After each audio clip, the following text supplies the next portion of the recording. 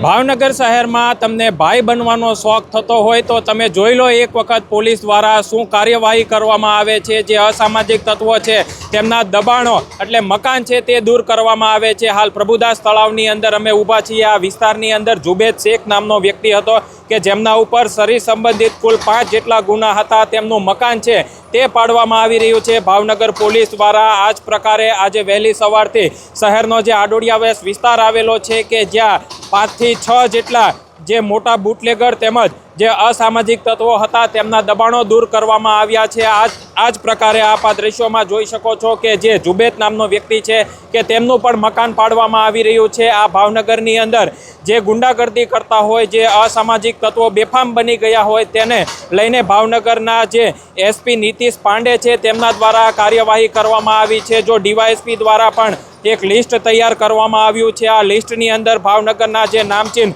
બુટલેગરો અથવા તો માથાભારે શખ્સો હોય છે કે તેમના આ મકાન છે તે તોડવામાં આવી રહ્યું છે। આ ગેરકાયદેસર દબાણો દૂર કરી અને ભાવનગર પોલીસનો સ્પષ્ટ સંકેત છે કે જો ભાવનગરની અંદર જે શાંતિ જળવાવી જોઈએ તે ચોક્કસથી જળવાઈ રહે તે માટે આ કાર્યવાહી છે તે કરવામાં આવી રહી છે। તેના જ ભાગરૂપે ભાવનગર પોલીસ દ્વારા આજે કાર્યવાહી કરવામાં આવી રહી છે। થોડા દિવસ અગાઉ પણ એસપી દ્વારા વિવિધ વિસ્તારોની અંદર આ જ પ્રમાણે ડિમોલેશન કરવામાં આવ્યું હતું। આપ આ દ્રશ્યો જોઈ શકો છો કે આ જે ડિમોલેશનની કામગીરી છે તેમાં એક ડીવાયએસપી, 6 પીઆઈ તેમજ અન્ય પીએસઆઈ અને 200 જેટલા પોલીસના કર્મચારીઓ છે તે આ ડિમોલેશનની અંદર જે કાર્યવાહીના ભાગરૂપે જોડાયા છે। મહાનગરપાલિકાની ટીમ છે તેઓ પણ અહીં જોડાઈ છે। જે પ્રમાણે ભાવનગરની અંદર કાયદો અને વ્યવસ્થાની સ્થિતિ જળવાઈ રહે તે હેતુથી વિવિધ વિસ્તારોની અંદર આ પ્રમાણે અસામાજિક તત્વોના જે દબાણ છે તે દૂર કરવામાં આવી રહ્યા છે। હાલ ભાવનગરની અંદર કુલ 6 મકાનો પાડવામાં આવ્યા છે જેમાં બુટલેગર તેમજ